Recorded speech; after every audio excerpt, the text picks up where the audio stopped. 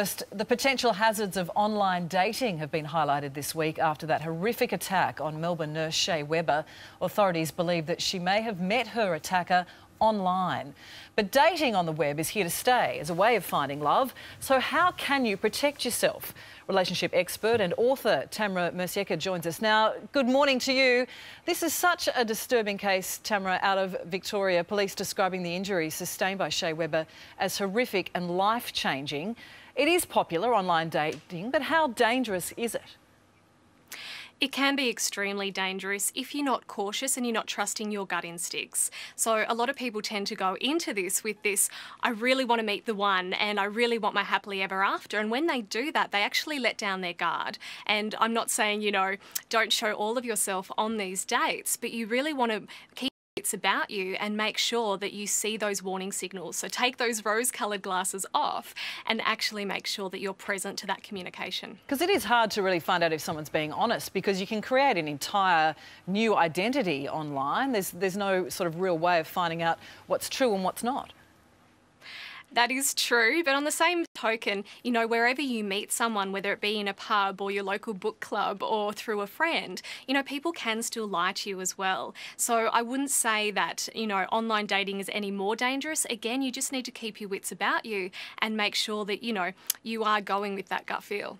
And how has the internet changed the rules of dating? Because, as you say, it is extremely popular now for people to try and find love.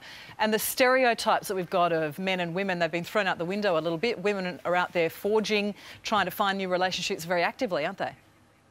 Yeah, and I remember back to when my dad asked my mum out on a date. He actually had to ask her father. And so that's how things have evolved these days. You know, you can hide behind a well-thought-out profile and just shoot off an email, and that's how you get your date. And I know when I was researching my latest book, Getting Naked, the dating game, I went on a lot of these types of dates, and it didn't come down to where you met the person. It actually came down to that relationship that you have with yourself. And when I say that, you know, I went into this with a lot of insecurity and self-doubts and worrying if I was good enough. And so I kept attracting to me people that had those same issues. Oh, wow. So now what I work with, what I work with my clients is helping to clear those relationship patterns. And when you do that, then you're able to attract in that healthy relationship where there is that mutual love and respect. So what are some tips to follow when you are looking at doing online dating? Make sure that you don't give away your personal details too early, because, you know, and when I say that, I'm talking about your home address, your workplace, even your last name, because it's way too easy to actually Google search your name and find out a lot about you.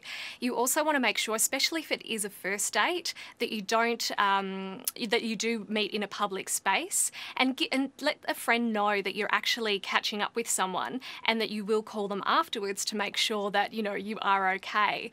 You want to make sure that you do trust that gut feel, because ultimately that does look after you, and a lot of us tend to, you know, squish that down even if there isn't the logical evidence to support that. And if there is the temptation to go home with that person, maybe just hold back on that a bit too. Yeah, because I guess it is important to keep it public, and as you say, your gut usually is the right instinct to follow. Absolutely, really trust that. It never lies. Yeah. All right. Good on you, Tamra. Good advice as always. Thank you. Pleasure. Libby, over to you.